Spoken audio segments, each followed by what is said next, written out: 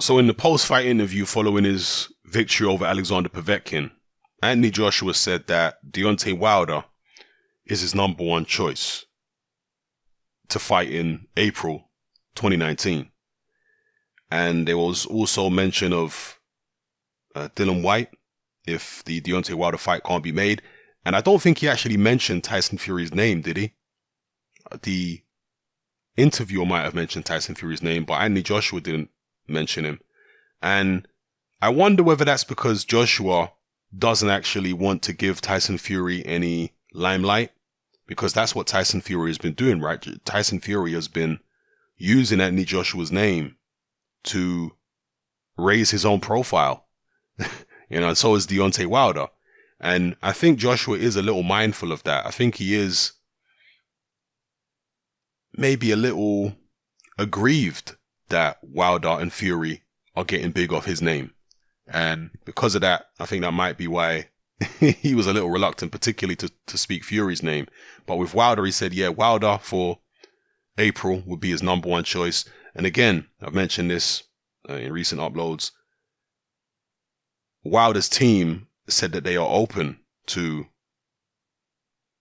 renegotiating the Anthony Joshua fight if Team Joshua come with an improved offer. And Eddie Hearn has said that he's looking to put together an improved offer for Deontay Wilder to take the fight in April. So we'll see. I mean, there's so much skullduggery, there's so much shenanigans in boxing that it wouldn't surprise me if Deontay Wilder managed to get what he wants from Team Joshua, let's say a significantly increased offer, and then pulls out of the Tyson Fury fight.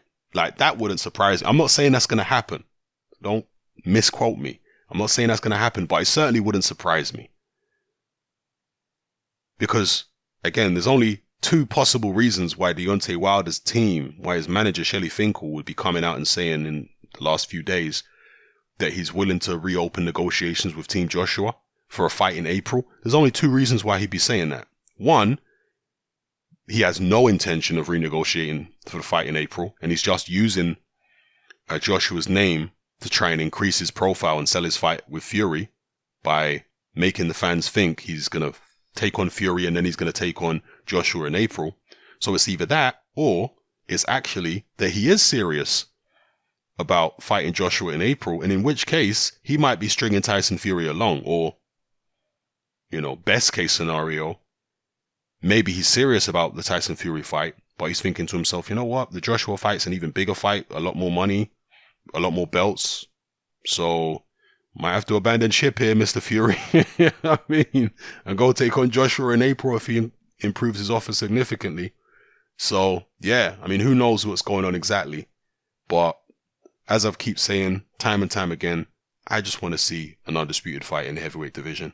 All these guys are vulnerable. All these guys will lose, and they won't all lose to each other. I keep saying this. There was some guy, it's incredible. You meet all kinds of very strange characters on the internet. But there was some guy on one of my pre-fight videos for Joshua Povetkin. The one where I was saying Anthony Joshua will lose, while he's at the top of his game to somebody. And there was some guy, clearly a massive Joshua fanboy. And he was coming at me in the comments saying, I don't know what I'm talking about, and there's no way Joshua's going to lose.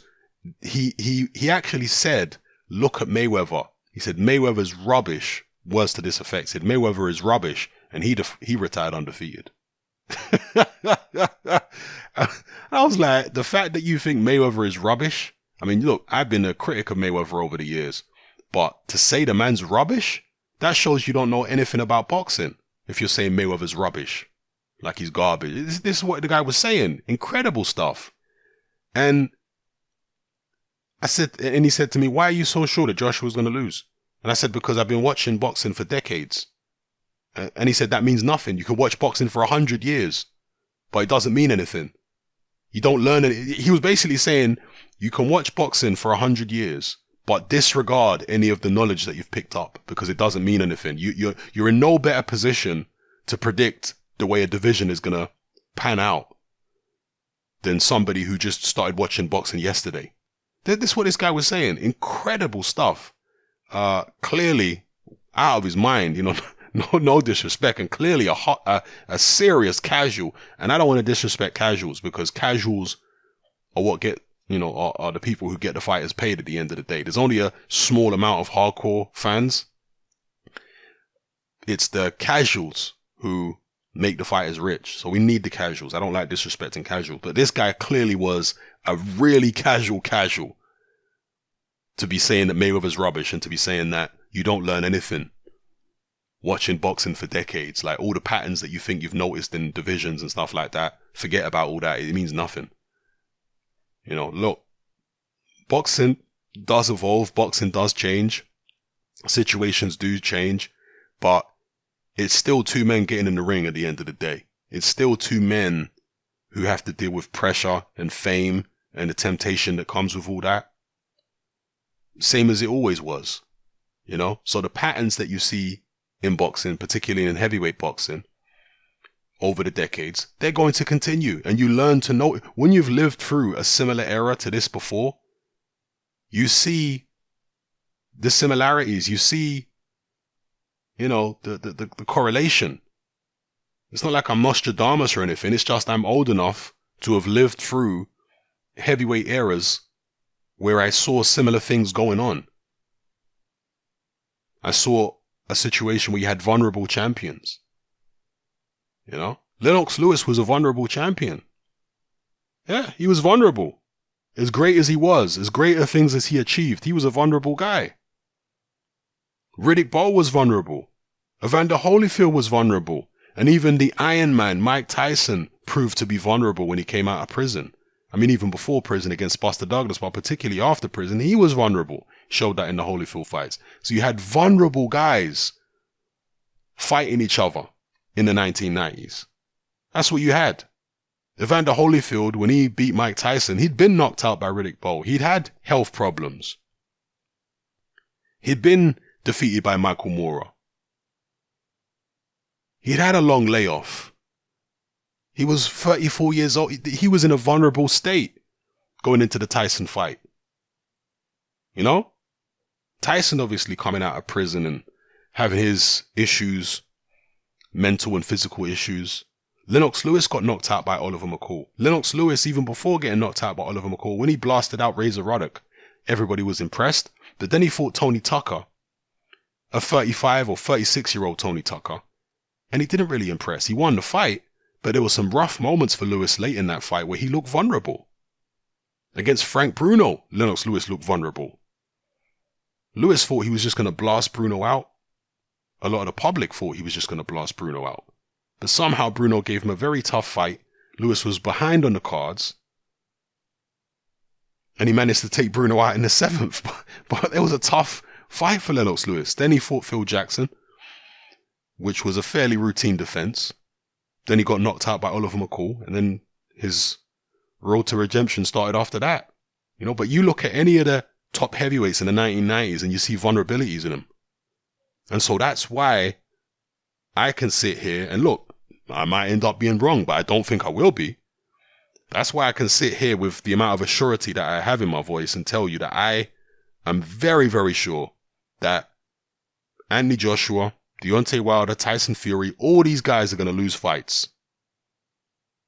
And they might not all necessarily lose fights to each other. Some of them, maybe all of them, are going to lose fights which shock people. They think, wow, he wasn't supposed to lose this fight. I mean, Tyson Fury, I've seen some people say, oh, Fury's going to be the guy. He's going to be the one who goes on to achieve all the great things. Well, Tyson Fury, in his boxing career, wasn't he dropped by Nevin Pikage? Wasn't he dropped by Steve Cunningham? I mean, you can say this is a long time ago. You honestly think that Tyson Fury, if he gets cracked on the chin as clean as he did against Cunningham by somebody like Wilder or Joshua, he's not going to go down? He's going to hit the canvas with a massive thud. That's what's going to happen. People acting as though Tyson Fury's got some iron jaw or something now. No, he doesn't. Klitschko never managed to tag him properly in that fight. Yeah, Klitschko tagged him a little bit in the back end of the fight, but Klitschko was so bamboozled and he was so hesitant mentally that he never really put everything into his shots. He wasn't punching with full power. If Tyson Fury honestly believes he took Vladimir Klitschko's most powerful punches, then he's deluded. You know, he is seriously deluded, because that was not, it's like, for example, Klitschko against Jennings. Klitschko was also hesitant against Jennings and felt uncomfortable against Jennings because of the fact that he couldn't hold in that fight. And because of that, Klitschko wasn't putting everything into his punches. So he did hit Jennings with some nice shots, but that they weren't full-blooded, full-power Vladimir Klitschko right hands. They were right hands thrown by a hesitant guy who wasn't fully committing. And so Jennings was able to take him. There was no point in that fight where Jennings looked like he was going to go down. Did Jennings develop an iron jaw all of a sudden overnight? No, it's because Klitschko wasn't really hitting him with the kind of power that he was hitting a lot of other people. That's why. Yeah, that's why Jennings was able to take it. Because Jennings has been hurt and been down in fights. But against Klitschko, he was able to take it because Klitschko wasn't throwing with the kind of power that he normally does when he feels comfortable in a fight. You know? So, I think Fury is very vulnerable, particularly now. Yeah, he's got skills and all that kind of business, but, I mean, you just look at Alexander Povetkin, the way Povetkin fought against Joshua. Povetkin was so quick to punch over Joshua's jab because he was holding his left hand down like Tyson Fury does. Tyson Fury fights with his left arm down. And you saw how Steve Cunningham caught him with a right hand over the top with that left arm down. And I know he was being reckless against Cunningham. He was looking for, coming forward looking for punches rather than thinking defensively. I'm aware of that. But Povetkin is on another level to Steve Cunningham when it comes to pressure fighting. Steve Cunningham's not even a pressure fighter at all. But Povetkin, when he was coming forward against Joshua, he would get himself into position and he was so fast. The timing was so good. When he would notice a gap in Joshua's defense, he'd be right over the top immediately with combinations. It was very Mike Tyson-esque, the way he was waiting for the shots on the front foot like that, which is something Tyson used to do a lot, but Tyson used to do a lot more leading off. Tyson would just throw speculative shots all over the damn place. Like the first bell goes, Tyson's throwing shots whether you're throwing or not. He might slip a jab, but everything that comes after that is just a whirlwind of attack. But Povetkin, it was more counter-punching, but front foot counter-punching, and an excellent display of front foot counter-punching. Any short heavyweight in the division who wants to learn how to attack big guys, have a look at Alexander Povetkin. The way that he's rolling, slipping and sliding, and then gets his feet into position. Very good footwork to get his feet into position, and then lets off the combinations of hard shots. And I saw somebody in my in my group who was saying that on that performance, Wilder destroys Joshua. Look, if Wilder's going to destroy Joshua, he's just going to destroy Joshua. But that performance has very little bearing on what Wilder would do against Joshua. Wilder don't fight like Povetkin. Wilder does not have Povetkin's skills. Povetkin is a far more skilled front foot fighter than Deontay Wilder. And somebody said, look at what Wilder did to Berman Stavern. He's 6'2", Povetkin's 6'2". This shows that Wilder would have destroyed Povetkin much easier than Joshua did. I mean, comparing Stavern to Povetkin is absurd. Stavern cannot fight on the front foot. He's awful on the front foot. Povetkin is very good on the front foot. Totally ridiculous comparison. Povetkin on the front foot is a dangerous hombre. Stavern on the front foot, where's his counterpunching on the front foot? Where's his cutting off the ring?